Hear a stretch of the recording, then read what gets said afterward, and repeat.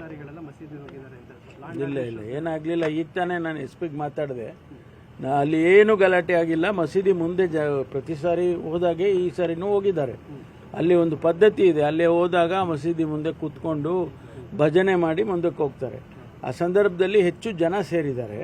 ಅದನ್ನು ಅವರು ಪೊಲೀಸ್ನವರು ಆಯ್ತಪ್ಪ ನಿಮ್ಮ ಸಮಯ ಆಯಿತು ಅಂತ ತಳ್ಳಿ ಮುಂದೆ ಕಳಿಸಿದ್ದಾರೆ ಅಷ್ಟೇ, ಬೇರೆ ಏನು ಗಲಾಟೆ ಆಗಿಲ್ಲ. That is the report I got from SP directly. ಹೌದೌದು, ಅದೇ ರೀತಿ ಮಾಡ್ತಾರೆ.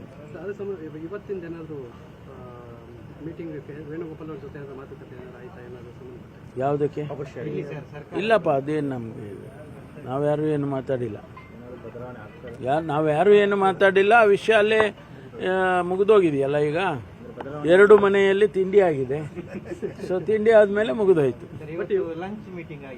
ಇಲ್ಲ, ಲಂಚ್ ಮೀಟಿಂಗ್ ಏನಾಗಲಿಲ್ಲ. ಲಂಚ್ ನಾವೆಲ್ಲ ಅಲ್ಲಿ ಕಾರ್ಯಕ್ರಮದಲ್ಲಿ ನಾವೆಲ್ಲ ಭಾಷಣ ಮಾಡ್ತಾ ಇದ್ವು. ಅವ್ರು ಬಂದು ಮುಗಿಸಿ ವೇಣುಗೋಪಾಲ್ ಅವರು ಕೇರಳಕ್ಕೆ ಹೋಗಬೇಕು ಅಂತ ಹೋಗಿದ್ದಾರೆ. ಆ ಯಾವುದೇ ವಿಷಯವನ್ನು ಮುಖ್ಯಮಂತ್ರಿಗಳಾಗಲಿ ನಾವುಗಳಾಗಲಿ ಯಾರೂ ಮಾತಾಡಿಲ್ಲ. ನಾನು ಪಕ್ಕದಲ್ಲೇ ಕೂತಿದ್ದೆ ಅಲ್ಲ, ನಾನೇನು ಮಾತಾಡಲಿಲ್ಲ. ಹೋಗ್ತಾರೆ, ಅವ್ರ ಕೆಲಸಗಳಿರ್ತಾವೆ ಬೇಕಾದಷ್ಟು. ಅಧ್ಯಕ್ಷರಾಗಿ ಪಕ್ಷದ ಕೆಲಸ ಇರುತ್ತೆ, ಹೋಗ್ತಾ ಇರ್ತಾರೆ. ಇಲ್ಲ, ನಮ್ಮ ಮನೆಯಲ್ಲಿ ಯಾವುದೇ ಸಭೆ ಇಲ್ಲ ಸದ್ಯಕ್ಕೆ. ಸರ್, ಈಗ ಮಂಡ್ಯದಲ್ಲಿ ಕೆಲವು ಮಾಲಾಧಾರಿಗಳು ಮಸೀದಿ ಮುಂದೆ ಇದು ಹೇಳಿದೆ, ನೀವು ಕೇಳ್ಕೊಳ್ಳಿಲ್ಲ. ಏನಿಲ್ಲ ರೀ, ಅವರು ಮಸೀದಿ ಮುಂದೆ ಹೋಗಿದ್ದಾರೆ.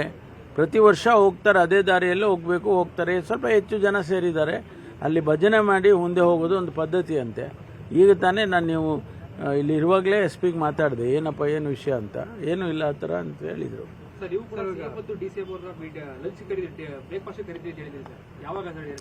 ಆಮೇಲೆ ಮಾತಾಡೋಣ ಬಿಡಿಯಪ್ಪ. ಈಗ ಶಾಂತಿ ಆಗಿದೆ ಅಲ್ವಾ? ಮತ್ತೆ ನೀವ್ ಯಾಕೆ ಬೆಂಕಿ ಹಚ್ಚಕ್ ಹೋಗ್ತೀರಾ? ವಿಮಾನ ನಿಲ್ದಾಣದಲ್ಲಿ DK ಶಿವಕುಮಾರ್ ಮುಖ್ಯಮಂತ್ರಿ ಆಗಬೇಕು ಅಂತ ಘೋಷಣೆ ಕೊಟ್ಟಿದ್ದಾರೆ. ದಯವಿಟ್ಟು ಈ ಸಬ್ಜೆಕ್ಟ್ ಕೇಳಿ ಅಲ್ಲ, ಈ ಸಬ್ಜೆಕ್ಟ್ ಬಿಟ್ಬಿಟ್ಟು ಬೇರೆ ಸಬ್ಜೆಕ್ಟ್. ಧರ್ಮಸ್ಥಳ SIT ಸಂಬಂಧಪಟ್ಟ ವರದಿನೂ ಕೂಡ ಕೊಟ್ಟಿದೆ. ಹೌದು, ಈಗ ಏನ್ ಸರ್ ನೆಕ್ಸ್ಟ್ ಅಂತ ಏನ್ ನಡೀತಾ ಇದೆ? ಅದು ಕೋರ್ಟ್ನಲ್ಲಿ ಇರುವಂತದ್ದು ತೀರ್ಮಾನ ಆದ್ರೆ, ಫೈನಲ್ ಆರ್ಡರ್ ಬಂದ್ರೆ ನಮ್ಗೆ ಆನಂತರ ಮುಂದುವರಿತೇವೆ.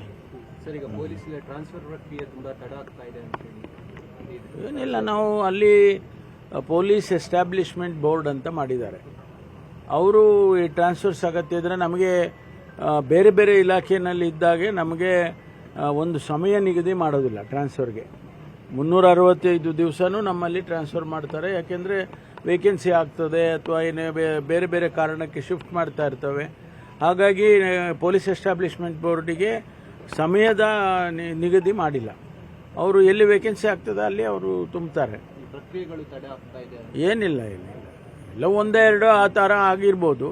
ಆದರೆ ಸಾಮಾನ್ಯವಾಗಿ ನಾವು ಎಲ್ಲಿ ವೇಕೆನ್ಸಿ ಇಮಿಡಿಯೇಟ್ ಆಗಿ, ಯಾಕೆಂದರೆ ಅಲ್ಲಿ ನಮ್ಮ ಪೊಲೀಸ್ ಸ್ಟೇಷನಲ್ಲಿ ಜನ ಇರಬೇಕಲ್ವಾ. ಇನ್ಸ್ಪೆಕ್ಟರ್ ಇರಬೇಕು, ಸಬ್ ಇನ್ಸ್ಪೆಕ್ಟರ್ ಇರಬೇಕು, DYSPಗಳು ಅಥವಾ ACPಗಳು ಇರಬೇಕು. ಅದೆಲ್ಲ ನೋಡ್ಕೊಂಡು ಮಾಡ್ತೇವೆ. ಅಧಿಕಾರ ಬದಲಾವಣೆ ಹಿನ್ನೆಲೆಯಲ್ಲಿ ದಲಿತ CM ಅದೇ ನಾ ಹೇಳಿದ್ನಲ್ಲ, ಆ ವಿಷಯ ಬಿಟ್ಬಿಟ್ಟು ಬೇರೆ ಮಾತಾಡಿಯಪ್ಪ. ನೀವು ಅಲ್ಲಿಗೆ ಹೋಗ್ತಿರಲ್ರಿ, ಅದೊಂದು ಬಿಟ್ಬಿಟ್ಟು ಬೇರೆ ವಿಷಯ ಮಾತಾಡಿ. Thank you.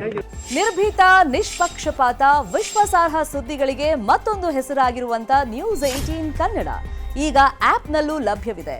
ದಯವಿಟ್ಟು ಇಲ್ಲಿರುವಂತ QR ಕೋಡ್ ಸ್ಕ್ಯಾನ್ ಮಾಡಿಕೊಂಡು ಆಪ್ ಡೌನ್ಲೋಡ್ ಮಾಡೋದಕ್ಕೆ ಮರಿಬೇಡಿ. ನಿಮ್ಮ ಬೆಂಬಲ ಹೀಗೆ ಸದಾ ನಮ್ಮೊಂದಿಗಿರಲಿ. ಧನ್ಯವಾದ.